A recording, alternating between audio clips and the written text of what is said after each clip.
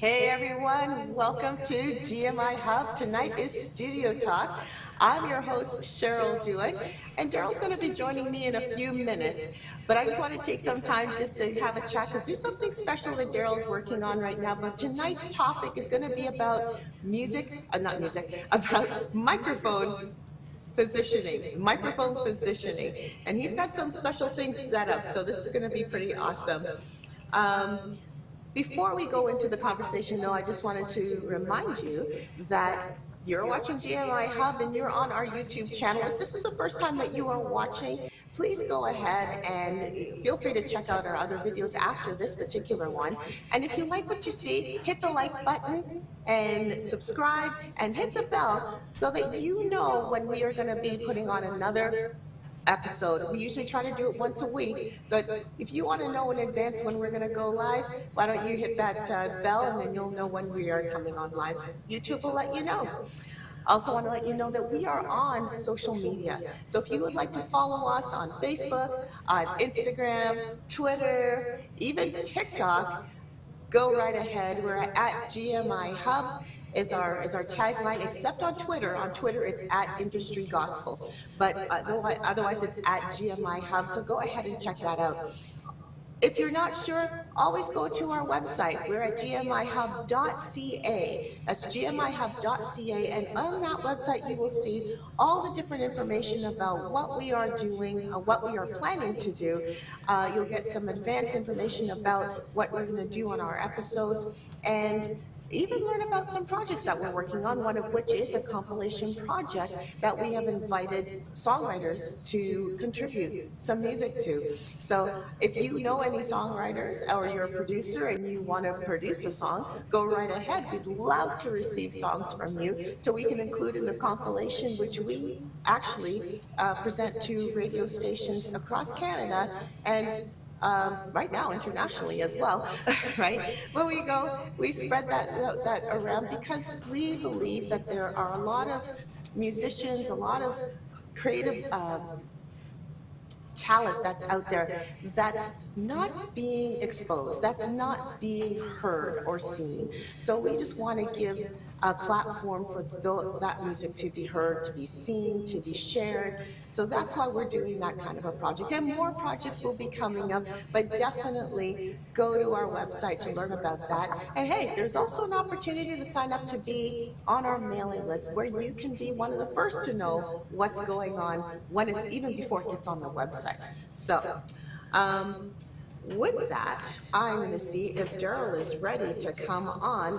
And I'll also introduce our three panelists. Hey, Daryl. Hello, it's good to be here. It has been a crazy couple weeks just with work as everything's opening up. So we've been running around. I just got back from Ottawa probably a couple hours ago and getting the studio ready for our fun times talking about microphones, as we have some special guests who will be helping demonstrate on placement of microphones. But with that, Cheryl, I will let you introduce who our panelists are for tonight. Tonight we have returning with us two panelists. We have audio engineer John Clarke. We have producer, engineer, and musician Steve Lensink. And new to our panel, we have Dave Pelvin, who is a tech lead at a church in Brampton, Ontario. Welcome, gentlemen. So glad to have you with us. Glad to be here. Awesome. With that, Daryl, first question. First question is, what is a microphone?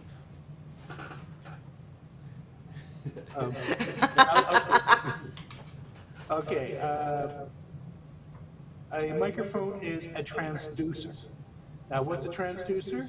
A transducer is a device that converts from one type of energy to another type of energy.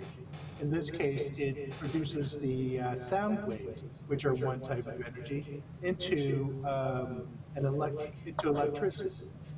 That way you can send it into your board, you can send it to wherever you're going and make the adjustments, and then when you're all done, usually it's transformed back into, with a transducer called a speaker, back into sound waves. Does anybody else have anything to say on that before we continue on? Yes? Sounds about No? right. Sounds about right. John, you always do such a good job of teaching. It's almost like you were a teacher once. Yeah. That's great. That's a great. That was a great explanation. These podcasts. Try to get it first. That way you're not saying, "Oh, you said Oh! Right, smart. it." Because I'm new. it just gave away my secret. Okay, then I will jump in here. One of the discussions that always comes up, or not always comes up with as a discussion, but it is working to get the best sound. And some people will go, it's the player or the instrument, or it's the microphone, or the way it was recorded, it is the room. What is, how do I say this? I guess because today we're talking about placement of microphones, let's talk about how do you figure out what's the best placement for a microphone? Does the type of microphone matter as well? Let's maybe start with that. Does the type of microphone matter before you work on your placement? Dave, I see your head bobbing up and down, yes. Yeah, sure, all that stuff matters. I was always taught that you can't polish a turd. So you got to start with, the source does matter. Because if it's not making the sound you want, you're not going to be able to find a good spot. But there is a good, there's the best spot to capture the sound that's in front of you. I would say in terms of the type of mic, I think of it in terms of sensitivity. So it depends on the energy of the source and the room. And that way you can now narrow down your pattern, your polar pattern, depending on those factors. So what you want to hear more of, or what you want to hear less of. So it depends on the context in which type you want to hear. But I think Steve and John can probably talk about the more technical side of that.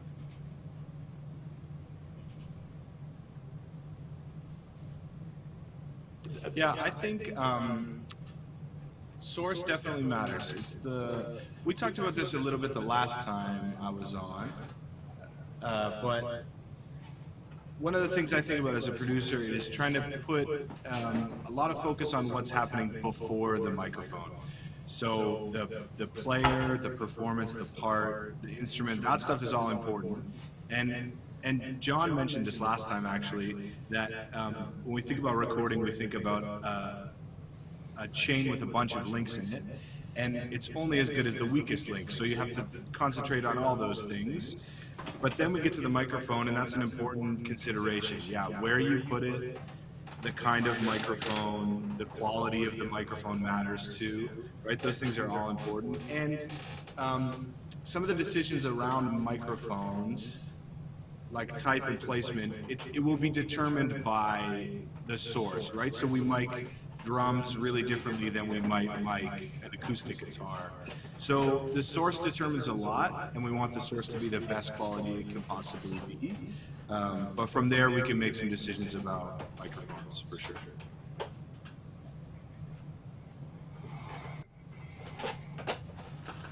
Okay, should we only use one microphone source, or should we use multiples? That wasn't in the questions I sent out earlier, sorry.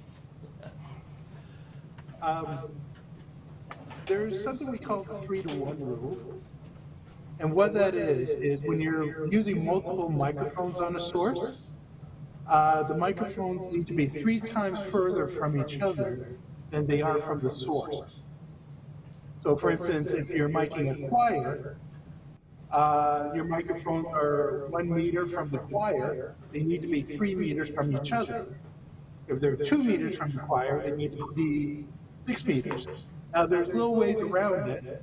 For instance, when you're putting overheads on the drums, you might use like what we call the X or the XY pattern to try to catch each microphone in the other one's dead spot. That's a way around it, but that's just a general rule when you're using multiple microphones on something. So for instance, on a grand piano, You definitely spread it out, choirs, orchestras, and so on. Yeah, again, it depends on the source, because you think about a drum kit, right? It's really one instrument, but we might use as many as 10 or 12 mics on it, depending on what the situation is. And one of the considerations is how it's going to be used, right? Oftentimes when we're mixing, we want as much control over, so we want a mic on each drum because we want control over the level of each drum relative to the other one. And so you think about that. John mentioned using two mics together in like a stereo configuration. So most of the music that we listen to out of two speakers, right, left and right, to get this stereo image. So if we use two microphones to mic something, when we mix, we can pan them hard left and right, and then we get a full stereo image. So a piano is a good example of that. When we mic a piano, we might use two microphones, one over top of the lower strings, one over top of the higher strings. And then as we pan them when we're mixing, then we get a full spread. We can hear the piano in all its stereo glory. Because humans, we have 2 ears, right? We're always hearing things in stereo. So that stereo can sound really good on the right source. So it depends on the source, if it's one mic or many mics. But John makes a good point. The more mics you introduce, the more potential you have for issues. There's one issue with having microphones too close together. Now, if you're doing the wide stereo spread, it's not an issue. But when you do have two, I mean, I didn't mention the purpose of these techniques, and the main purpose is this. When you have microphones too close together and then you mix them into the same channel, you'll get phasing, you'll get them canceling out each other. So that's why you have the 3-to-1 rule, or as Steve said, you mix them wide stereo spread.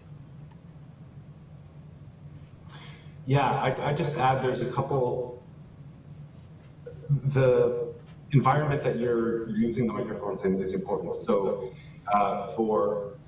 let's take an acoustic guitar. I've mic'd an acoustic guitar with, live, you're going to be going direct. If anything, you might be using something, right? In the studio, it's a different environment. So you're going to be thinking, my way of thinking is, how do I capture the sound coming out of that instrument? And you now have the ability to add different microphones to capture different aspects of the same instrument. So you can use multiple microphones to capture different qualities of the same instrument. That's one way to look at it. Or, and that way you can play with the balance of them. You can bring them all in, you can, oh, you didn't like that one, these two work better together. So that's a creative kind of application. And then you get into live. Live is a different beast in my opinion. You're not going to be throwing up room microphones on a drum kit, whereas in the studio, you might use 4 room mics in a drum kit. So really it's, the studio environment is really, hey, let's just be able to capture and reuse everything the magic that happens in this room. And then in the live environment, it's let's not screw anything up. Listen. Yeah, but in the studio, you get another chance to take it again. Yeah. So, John, you mentioned that one configuration of setting up multiple mics. Are there any other ways that you should be setting microphones up? With multiple microphones? Or yeah, let's start. We'll jump right into multiple microphones because you brought up a couple different configurations for that, and then we'll go back to single microphones. I can explain like how the XY works, but I would need to go to my blackboard and discuss first of all pickup patterns, how a microphone picks up sound. If you have a microphone like this, we have what we call a polar pattern, how it picks up sound. This is the microphone here, and this wider circle is kind of how it picks up sound. you'll see it's loudest here, it picks up okay here, and then it's like dead over here, like right behind the microphone. Now, in a live situation, this works well because you can put a monitor in front, and the monitor is in the dead spot. So when you're putting two microphones together, what you're trying to do is get them in each other's dead spot, so that they're not so they're not canceling each other out. And so that's what we call the X pattern or the XY pattern.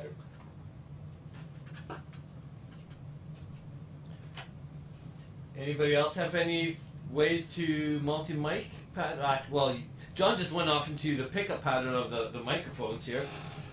So, little tangent, which I'm fine with. Do we want to run down that for a few minutes and talk about pickup patterns? Okay, let's jump on that. Since you've got the diagram, are there any other pickup patterns that we need to be concerned about while we're choosing a microphone? I'll start with the live application, if that's okay. So live is more my world, but so polar patterns. So we have the hyper card, which is a very small window on the front, lobe on the front. Then we have cardioid, which is a healthy standard lobe on the front. Then we have the figure 8, which is 2 lobes, front and rear of the capsule itself. And then we have the omnidirectional, which is basically 360 capture. So again, with the application, it's super important because if you think about a speaker even, and you point it on axis to your ear, you're getting everything as clear, direct, harsh, 90 degrees to the capsule. So it is hitting you at face value. As you move the speaker away from your head, you're going to notice that the definition goes away. So that would be more like a hard pattern. So think of it like your microphone placement. If you are sweeping a microphone that's cardioid in front of the source, it's going to be rejecting the things around it. Now, if you're in a beautiful room and in a recording studio, you might want a little bit of that room. So maybe you want a different flow pattern to pick the room energy up. In live sound, though, an omnidirectional mic is, I don't know a situation that I would want an omnidirectional mic in a live situation, unless it's not going through my speakers. If it's being recorded and captured, fine. But that's a bad idea because the energy from the speakers in the room, which you want the maximum sound before feedback, level before feedback, gain before feedback, sorry. You don't want the energy that's coming out of the speakers to re-enter the microphone at any point. So the closest, well, we won't get into microphone yet, but that's the polar pattern side of it. Is omnidirectional means the whole circle. I want to get as narrow as possible, so the sound that I'm capturing is right in front of it, and it's as protected as possible from all the other junk in the room.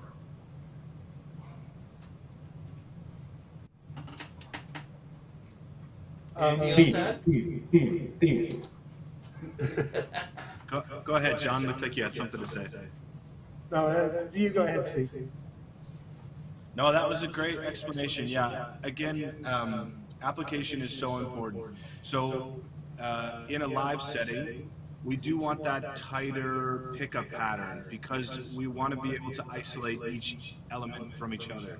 So this is a super popular vocal mic. It's a Shure Beta 58, and it's a super cardioid pattern. So it will pick up really what's going into the front of it and not much that's coming in from the... So when we use it on a vocal in a live situation, it's not going to pick up much of the drums. So that's really important in a live scenario, like Dave said. But in the studio, we like... So I'm in my studio right now. You could see some acoustic treatment on the walls and on the ceiling. And so the room sounds really good. And so I might be a little more loose with my polar pattern, my pickup pattern, because I want it to sound like it's in the room. So a mic like this can do several different polar patterns. This would be cardioid right into the front of it. And then John mentioned figure 8, which would pick up on both sides. on the front here and on the back. And then an Omni would pick up the whole room. So I might, if I'm recording acoustic guitar in here, I might have one mic or two mics close to the guitar, and then a mic like this in an Omni configuration further back in the room to just pick up what the room sounds like. That's really common with drum miking, where you would have a lot of mics close to the drums, and then maybe a stereo pair of mics further back in the room that's picking up the whole room, because you want that room tone. Sorry. But like Dave said, in a live scenario, you don't want that. You want the sound as controlled as possible. So basically everything Dave said is great. There is one exception, a common use for omnidirectional microphone in a live situation, and that's headset mics, the ones that are like a little line here, or lapel pin, like lapel microphones, what we call lavalier. Now, I prefer, for the reasons that Dave said, I do prefer one with a cardioid added, but a lot of them come in Omni. Now, the drawback of the cardioid is this. The guy will be talking after, and it'll sound something like, and the Holy Spirit, and then I think, that, when he looks away, because it is a very directional way.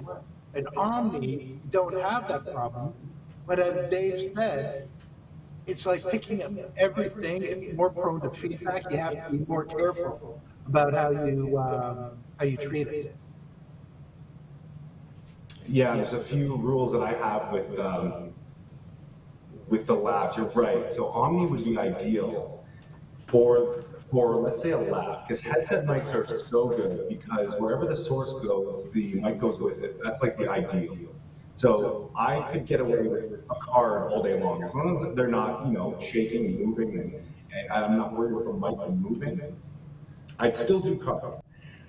But let's go with a lavalier, because this has been me before. So we're doing a conference or whatever, and I don't happen to know who's sitting or who's presenting from which spot, and we get screens. So presenter gets up, we put a lav, let's say we pin it to the side of the lapel, and it's a card. And then they go like this, pointed at the screen. We've now lost most of the signal, and now we're boosting to almost feedback level to get it back where it will ride the faders and all that kind of stuff. So this is more maybe of a stage management or audio nitpickiness, but it's like, where are you sitting? Where are you going to be presenting from? Which way are you going to be looking? If you're doing an interview, like a fireside chat or whatever, which side of the stage are you going to be on? If you're going to be looking at it a couple of times, I'm going to put it on this side, the side that you're going to be looking towards most. So there's a lot of considerations. It depends on your room. If you know that your speakers are flown and you have 30 feet from you and your PA, then you might be able to get away with a lot more than if you have, bins 3 feet away from you. You're probably going to have a different, you'll probably have to know your room. But you're right, Omni would be great if your speaker placement's good, if the EQ is good, if. The other place I have seen an Omni used live and used well is when you have a 4-part harmony quartet or a bluegrass group that literally stands around the microphone, and if they're wanting to highlight what they're doing, they walk forwards or backwards from it, and they work the microphone, which doesn't happen too often nowadays. It's funny when people say, hey, I got this great microphone, and we're just going to use one for 8 people today. It's hilarious watching the audio engineers going, one microphone? What's going to happen? Oh my. So, but that's the other place for Omnis that I've seen used fairly well for a live situation. Cheryl, do you have any question for them? I'm busy learning. I just staying quiet in this. I'm enjoying the graphics from John and all the explanations. I'm actually learning about Omni, and I didn't think about this. I just learned that as a singer, the only thing I know about is holding a microphone is holding it a fist away from my mouth, which is probably that 3-to-1 rule that John was talking about as well. So, Cool. but I do think we should go to a commercial break, and maybe we'll bring our special guests on. We'll try that right after the break. We'll see what happens. All right.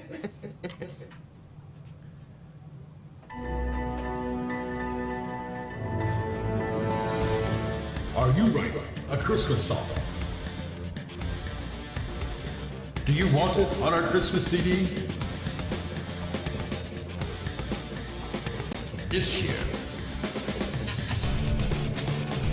send us your song for your chance on the CD. Submission deadline July 31st, 2022.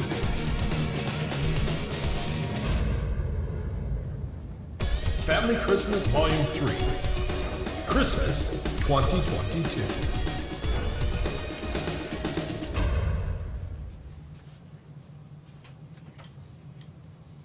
All right. So, if you know anybody that's writing a song, or you're a songwriter listening in on this, we want your song. That's all I'm going to say about that. Let's get back to the conversation about microphone positioning. Okay, so we have just talked a little bit about what they are and how to use them and the polar patterns of that. Right now, behind me, we've got a couple we have a young guy here who is going to be our person to pick on getting him to, so we can demonstrate on how to use a microphone and what happens with the changing and the placing of where the microphone goes. So he is on the typical SM57.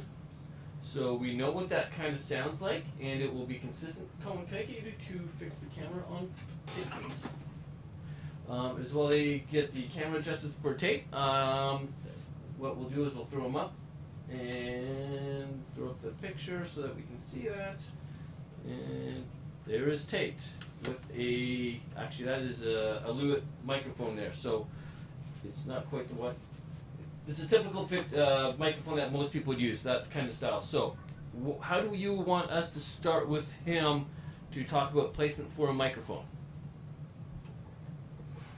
Yeah, I'll just jump in and kind of talk about what Cheryl mentioned there about the mic. So the fist, it's a good way that you're thinking about it, considering what you just heard, the 3-to-1 rule. But I think it's mostly for what's called the proximity effect. So this ties into everything, which is that we've talked about, which is really the type of mic and the polar patterns. So with some polar patterns, the cardioid type polar patterns, the closer you get, it has a frequency response. So at each frequency, it responds a certain way. Its sensitivity is a certain level. The closer you get to a cardioid mic, the more bass along the bass spectrum. It's affecting the sound by essentially raising the bass on all the frequencies. So the closer you get to the mic as a singer, you're actually kind of changing the sound of your voice to be more bassy the closer you get. So this is to kind of even that out a little bit and get it as even as possible without boosting too much below it. That's all I got on that one.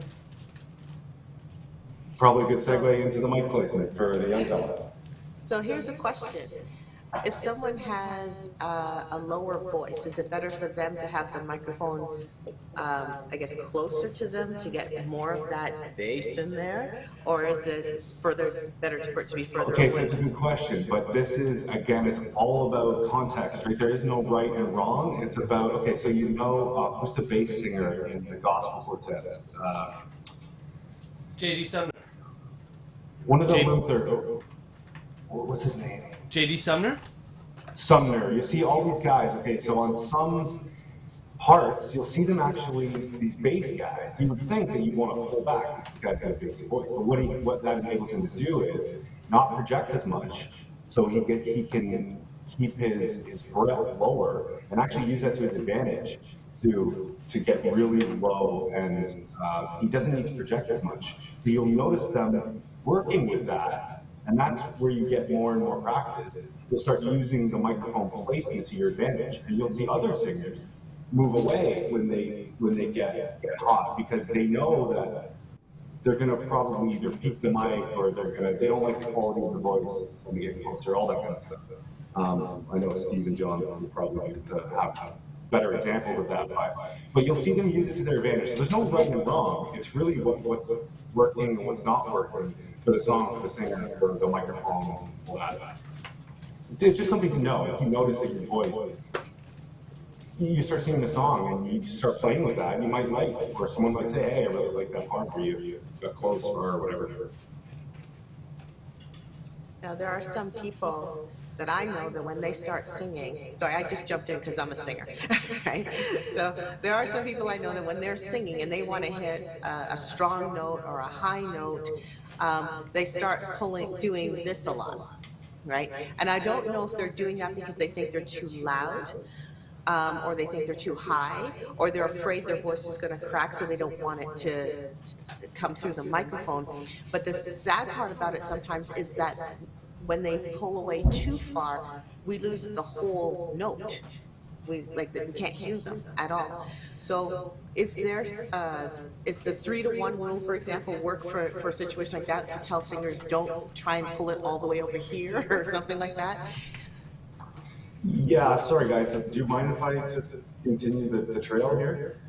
So I think what they're trying to do essentially is they can hear the sound coming out of the speakers, and they know that they're about to get really loud. So instead of relying on the sound guy to pull the fader down, or a compressor to squash it automatically, they're trying to kind of level the volume out on their own through experience. Now, very few people are perfect at that. So they're probably going to go a little bit further, a little bit less, maybe not relying on the tools as much as they should, or the sound out. But the sound man might not even know, man or woman, might not even know that the note's coming up. So, or it might not have a compressor. So maybe you want that, maybe they're not very good at it. Maybe they're, who knows what they're doing, but that's probably what they're doing, is trying to get out the sound that they are hearing coming from the speakers. Or monitors even, right? If they're killing it and they have a pre-fader send, it might hurt. What about in a studio setting? Would it be different? Go, Steve. Sorry, was that for me? Yes. Yeah, Dave makes a good point. Again, it's always contextual, and different environments. It's different, but I would say both in the live environment and in the studio environment, the important thing when working with stuff like that, because that is good technique, right? That my wife is a good example of this. She's a vocalist. She has a very powerful vocal and can easily sing too loud for a sensitive microphone capsule. So when she pulls her microphone away, it's to prevent the mic from distorting. Or the preamp from distorting, right? The signal gets that much louder that we need to. But the key there is to be in communication with the person who's doing sound to say, hey, am I pulling away too much? Do I need to do it more? How's that feeling? You know, and be working through those things. That communication is really important. In the studio, it's less critical because, for the most part, I have more tools at my disposal to correct the difference in level between a quieter note and a bigger note. You know, that's compression, but it's also, like Dave said, in a live environment, you may not know that that big note is coming if you're the sound person. But for me in the studio, I go back and mix it, you know, however many times, and I know where those big notes are, so I can bring the volume down there and that kind of thing. So the studio is a bit of a different beast. That pulling away is less necessary. But again, I would say that's a feedback I give to singers all the time in the studio, like, hey, you don't need to pull away that much, because like we talked about earlier, that proximity effect, when you pull away from a microphone like that, you do lose low end. So the tone will change when you pull away like that. So yeah, I give that feedback to vocalists all the time. You don't need to pull away that much. I can correct it in the mix. So it's less of a problem in the studio, more of a live thing, not pulling away. But. Excellent. Okay, back to you, Daryl. Oh, John was going to say something. Oh, John, okay. Oh, I just wanted to say that these two guys are absolutely right. You have to work, when you're a soundman in the church, you kind of have to work with your singers. You have to teach them proper mic techniques. You got to tell them you don't need to do this because I've got good compressors working that'll take care of that. You gotta, if you grew up, like if they're used to singing through a crappy sound system, of course they're going to want to do that. But with something where you can throw in a compressor, that's good. And this is like, there's a bunch of rules that you want to teach the singers. For instance, here's the same microphone that Steve just showed us. You do not discourage your singer from holding it like this. This is a common thing, or they'll do this, or whatever. That really affects the sound. You have to make sure that they never touch the throat. That's something that drives me nuts. When singers do that. There's a few other things, but that's the main thing. Just holding the microphone in a consistent play. When you're not singing live and you have live monitors, don't hang your hand down, and you're pointing it right at the monitor, and little things like that. Okay.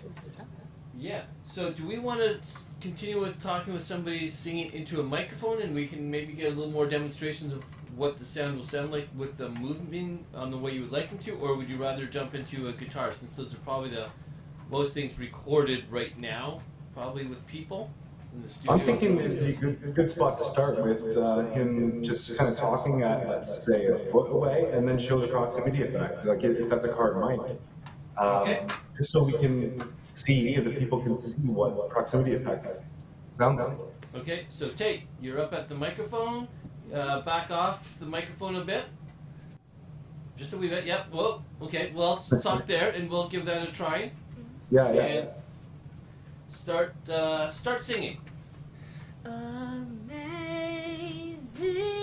grace, how sweet the sound that saved the wretch like me.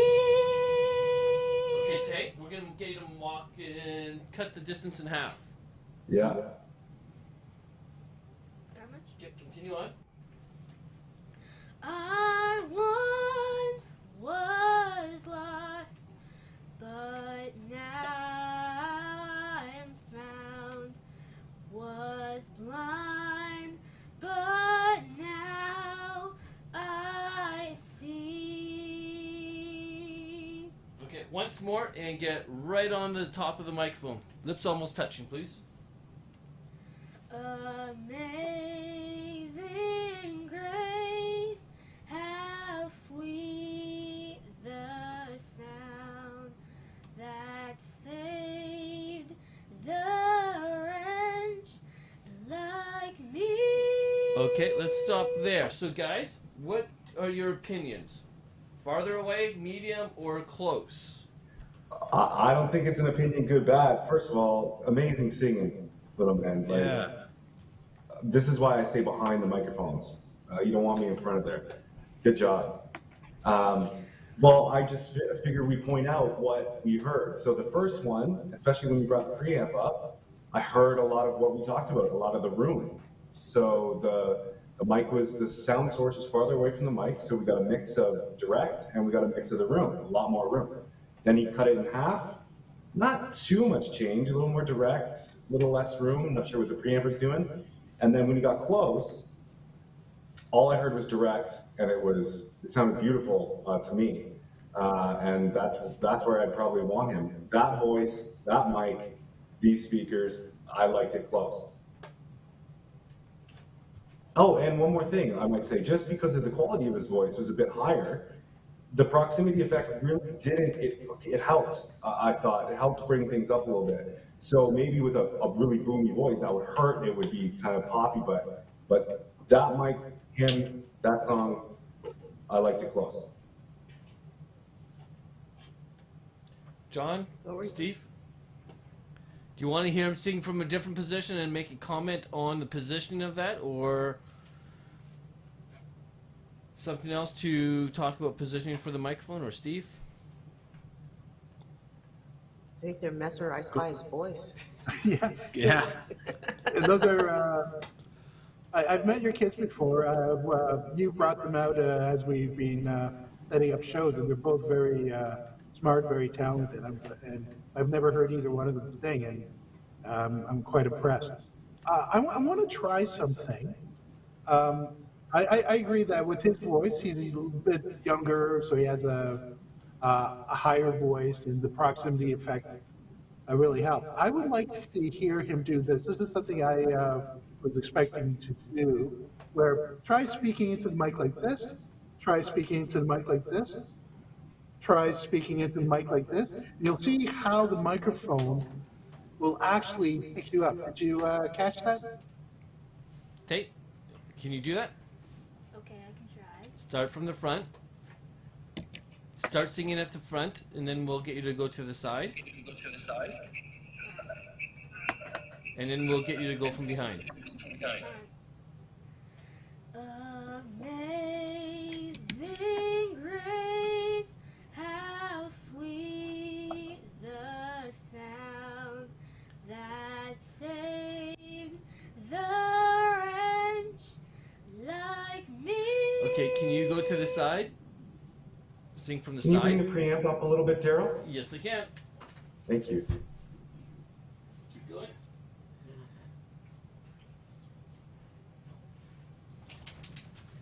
So, yep, sing from the side. So we'll do this. Sing from the side, right like that. Yep. Contact sport. I once was lost, but now I'm found.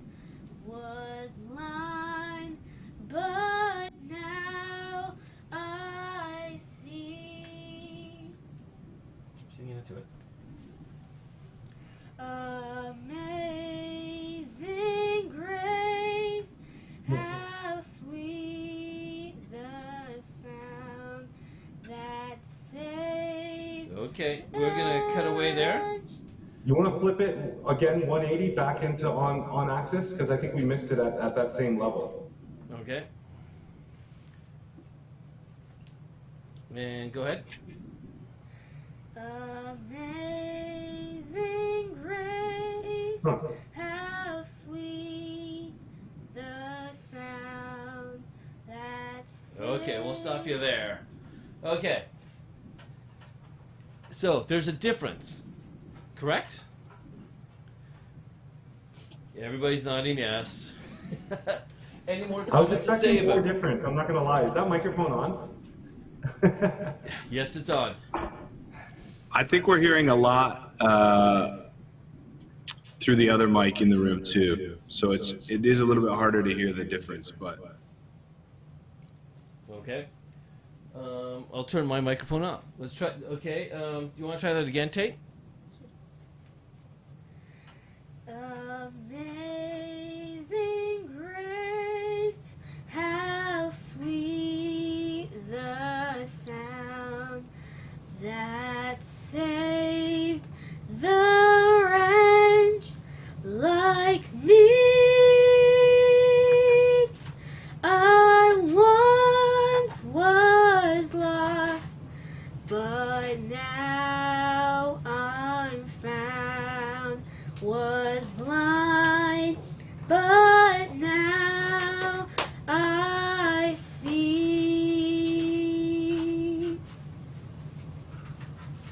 Oh, sorry. I should have had them on while you were singing. I'm doing my stuff. Okay. Any more comments? Do we go to something else or continue on working on talking with the vocals? Sorry, I didn't turn my vocals on.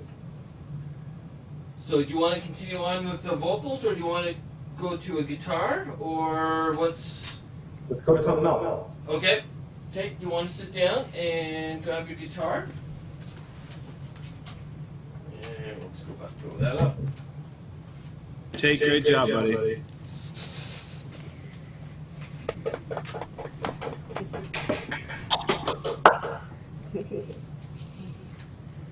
So, as his brother's doing what he likes to do, and that's move microphones around. So, He's the engineer. yes, he's becoming an engineer. He's not sure if he wants to do video or audio yet, but so as he's doing this, we're sticking a 57 on Tate on his guitar. Where should he start off with placement of the microphone?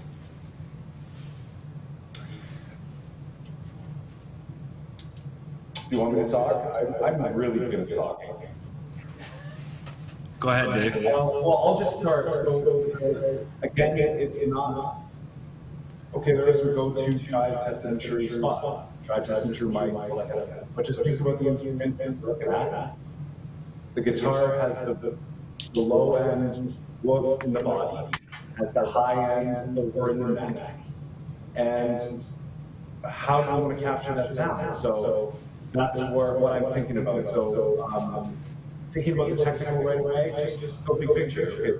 If this instrument has the low end and the bottom, sound hole, which is air coming out of it, and then it has some high stuff at the top. So if we're in the studio, I put one on each of those spots. If I'm live, different story, but so low end, we want a mic that will pick up the low. The air, if we blow into a microphone, we hear that awful just air flapping the capsule. A microphone is not going to sound great, in my opinion, straight in front of the sound. So I would angle it towards that, and from the liquid off, I would say, and start there. And we can add microphone once you're happy with the change. But anyway, my whole point was just think of the imagery for what sounds is it making, and then you start talking about whether choosing based on the things that we talked about, high end, pull pattern, low end. Okay. Yeah, that's great thoughts, Dave. I think for me on an acoustic guitar, I would always start either at the 12th fret or halfway between where the neck meets the body and the sound hole. So Dave made some great points about there's some low end where the body is and some high end over top of the strings. So I would start kind of in the middle there to balance those two signals. Get some of that low end, but get some of the high end from the strings too. And then I would move it left and right, either more towards the sound hole or more towards the neck, to compensate for whatever's there or not there. Okay, so I'm going to throw the camera up. So we have a microphone that is pointed high, but halfway probably at where the body is. So Cohen, 12th fret from the hole.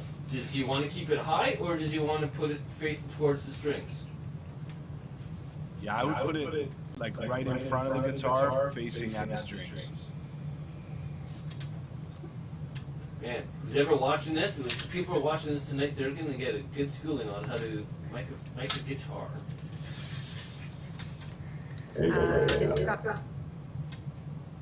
Just got some feedback.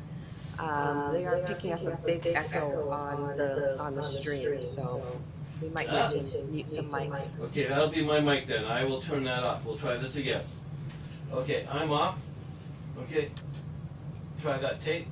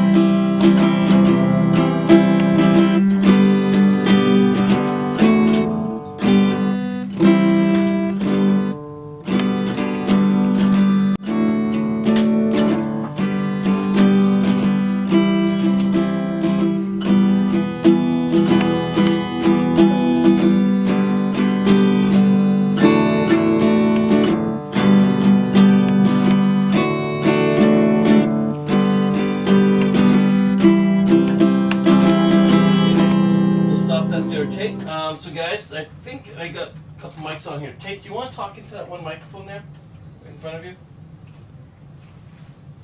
No. Go. Keep talking. Hello. The microphone there. Keep going. Hello. Keep strumming. Okay, Tate, try that again. All right.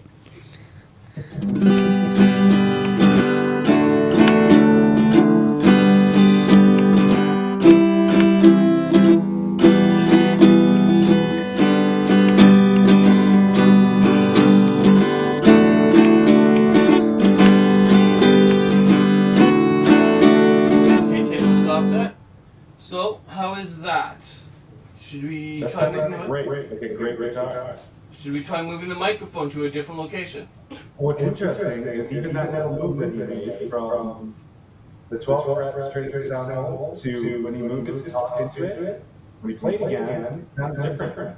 We got way less low end, and unless you, I'm not sure if you changed something there on the board, but there was a big enough difference just in that 2 inches there. So I'm wondering. It's a good example. Like move it 2 inches closer to the sound hole. I'm assuming it's going to get really booming and very. Okay, let's try moving it 2 inches closer to the sound hole. Even if he tilts his body to the left a couple inches. Stand in front of the camera. I can't see what you're doing. Okay, so he's angled it 40. Yeah, so he's angled at 45. Okay, Tate, do you want to try strumming again? And he's tilted up.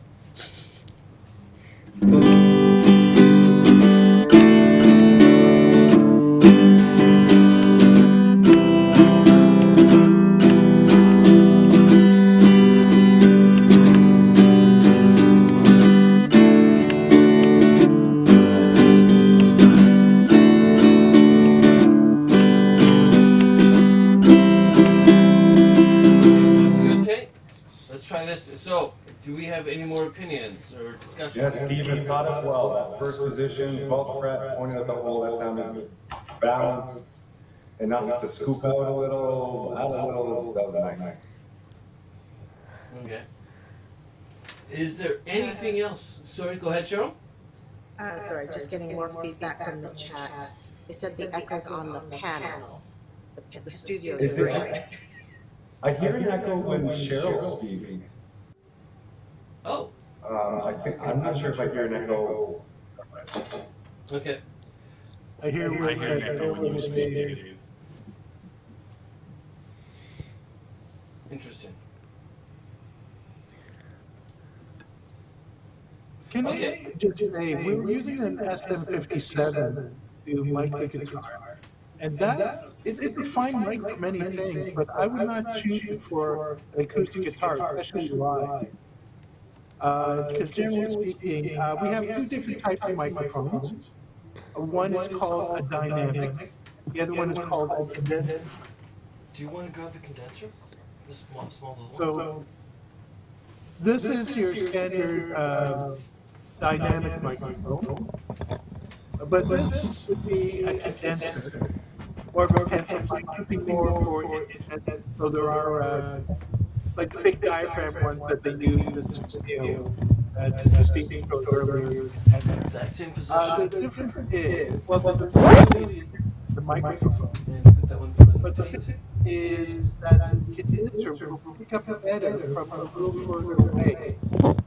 You know, microphones have a proximity effect, a little less with the condenser. You can have condenser a little further away. Well, with the dynamic, you have to wrap it really close. So you would with a dynamic, you would close mic a signal, but you wouldn't necessarily put it with a quiet. You would close mic a drum, but you would not. You would use a condenser for your overhead. You'd close mic a guitar amp, but for an acoustic guitar, you would use a condenser. Would be a better choice. Okay, Can you hear? go ahead, Cheryl. You're going on that mic. Yes. Yes, he is. So he is putting a condenser down for Tate. And let's see what he's doing here. So how close is it? It is pointing up at the above the sound hole. So same position as last time, Cohen. 12th fret, pointing at the strings. Is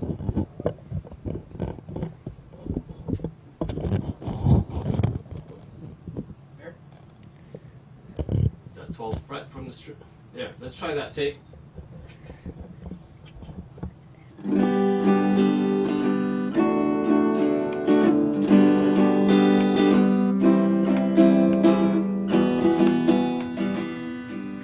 Second take, stop. Can you talk into the microphone there? Make sure we have it. Hello, hello, hello. Can you hear me? Okay, go again.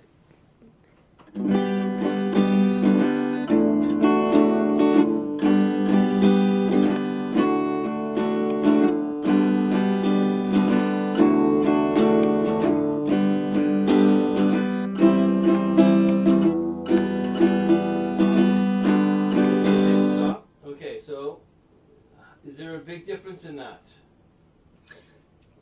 Yeah, that sounded really smooth. Nice high end. What I'm noticing is, and if you look at it, so look at the instrument, the sound that is coming out of the hole, the sound hole over there, and then the fingers are doing the moving, but the strings themselves are not making too much sound. So we're not getting a lot of sound that the instrument is making. We're kind of getting the remnants that's kind of leaking off the side. So maybe shifting it to the left a little bit, pulling the mic back, giving it more space. Even just tilting it to the left, that whole stand, just to the left a little bit. Back where the other mic was, that was a great spot. Okay, let's try that again.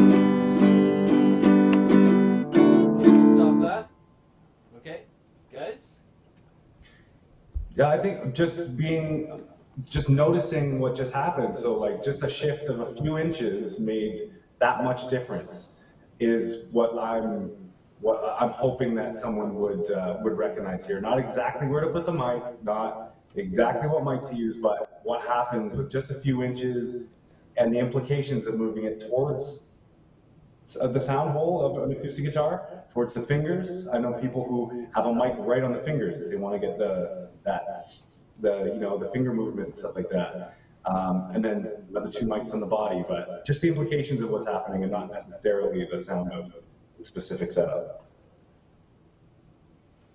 Okay.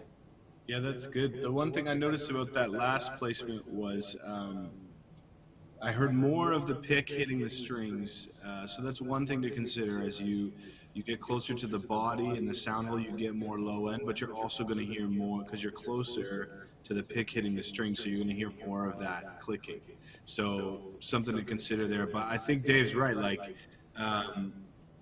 the principle is, yeah, when you move the mic, the sound changes, and to really get to know, okay, if I put it towards the body, I'm going to get more low end. If I move it away from the body, I'm going to get more high end, less low end. And to be able to hear that difference and yeah, I think that's the real lesson there, right? The real win is to know that how I move the mic affects how the sound's going to change and really to try things, right? Like we're doing now, like you're not necessarily going to know until you try it, right? And we all know this with audio, but if it sounds good, it is good. And so even if it's an unconventional mic placement, but if it sounds good, like run with it. So. I thought you were going to say something, John. I was just remembering a story. There's a famous rock song. I think it was called Money for Nothing. I think that was the one. Where when they were setting up for record the song, the engineer, or like the guy setting up the mic, just left it on the floor or something while he was setting up the stand. And they said, no, leave it there. That's a great sound. That was like a big #1 song with that really cool sounding guitar lick. So, yeah, sometimes there are happy accidents, and it's a lot of experimenting to find the right place. Right. So the moral of what we're learning today is just try moving the microphone. You don't need a lot of different microphones. 1 or 2 microphones can give you what you need. Is that correct? Some people say, some people are the type that, oh, I gotta have the Neve, I gotta have the Neumann, I gotta have all that stuff. And then you'll get a really pro engineer who can make realistic mic sound just as good, right? They know what they're doing, they know how to place it. They're just tools. And I mean, this is a thing on mic placement, but the source is, if you can make that as good as possible, Steve said it at the beginning, it really is really important. And another similar story to what John said was, when the levee breaks, when Zeppelin recorded that album, they were in this cottage. The drum tech set up the drums in the front foyer, in the stairwell of this old cottage that they were going to record it, because they didn't know where they were going to put the drum. They started playing the drums, and they were like, it has never sounded better than right here in that spot. So they ended up recording the album. That's where you get that big open sound, is they're in the stairwell of an old cottage. They ran all the XLRs up the stairs. They had room mics pointed down so you get that open sound, that nice natural decay. That's because they found the spot that it sounded amazing in. And then they put their mics, all the distances away. So another lesson is just, get it right first and then start micing it. Anything else to add? No. We've learned how to place the 1 or 2 microphones at the voice and at the guitar, and that's probably a good night for the note. I see Steve, he's going to say something. Oh, sorry, I was just turning up my speakers. But yeah, no, I think experimentation is key to like all of these things that we're talking about, whether it's pulling the microphone away from your mouth when you're singing louder notes, or like John mentioned, not holding your mic down at your side, pointing it at the microphone when you're not, or the monitor when you're not singing. Like all of those things are tools in our toolbox that we learn over time. And so, for me, if I'm approaching miking an acoustic guitar, I've done it a bunch of times before, and I've tried a lot of different things. So I have a pretty good idea of what things will sound like when I try them a certain way. And I have go-tos, right, for when I'm gonna do an acoustic guitar or drum kit. But that's just from experience, right? And so trying things is really the best teacher. To really take time, and that can be hard in churches, especially when every week we're doing, we just got to make the service happen and we don't have a ton of time. And so, but if you can find a time, maybe it's a midweek rehearsal, or you can go in on an extra night in the week and really just try things, and because the reality is everybody's room is different and everybody's sound system is different. And so, but if we can try things and really listen to what the effects are of different mic positions, those are tools in our toolbox that are just going to make us better and faster down the road, and more easily able to get great sounding signals if we have those tools. So yeah, I would say experimentation is super key. That's a great piece of advice, man, because even people like me who have been doing it for a while get stuck in thinking the same way about the same thing. It's like when I pick up my guitar, I play the same stupid notes over and over. It's like I wish I was braver and tried new things. So you're absolutely right, man. You never know. You got to break the rules. There are no rules, right? So find out what works for you in your room. I think it's a great piece of advice. There are really no rules. 2 people with lots of experience will come into the same situation and do it totally different. So anyway, yeah, I think that's a great piece of advice. We could do a whole other thing on live sound versus studio, like the applications get radically different, and then the hybrid. This is what I'm facing now, is like, so we're doing on stage, but we're also streaming it. So my room mic, now I have them going into the board, but they're coming out just the stream and not, it's starting to get nutty. And then you add in trying to bring it back from other panelists outside of your room. And then you have echoes and delays. I love it. I didn't hear a word you said. I don't think your mic's on. It should be on. Okay. Or when you're bringing outside panelists back in through the hybrid system, and you get your echoes and your delays. Yeah. Okay. Love I it. think this is probably a good chance to wrap this up, Cheryl. Sure. This has been really, really good. I'm really proud of our little demonstration guy.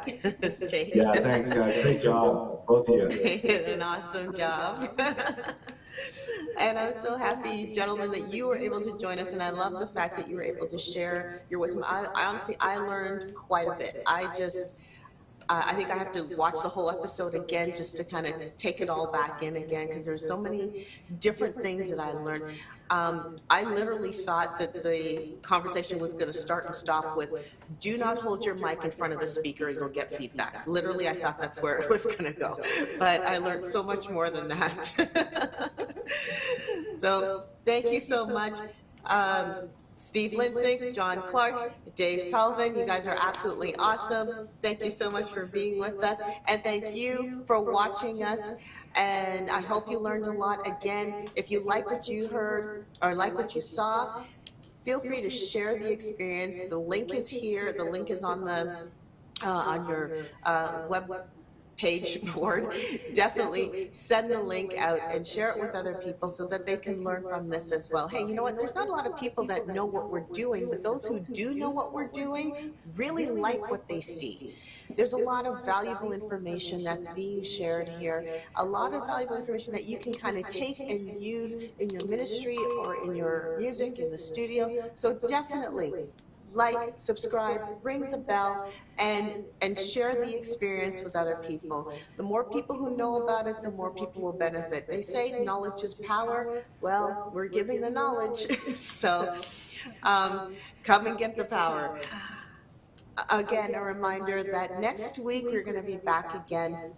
Next week we're going to have Glenn Dumontel join us, who's going to talk about, are you getting stuck? Do you feel stuck in your music career? And Glenn is going to share some thoughts about how to get unstuck if you're in your music career.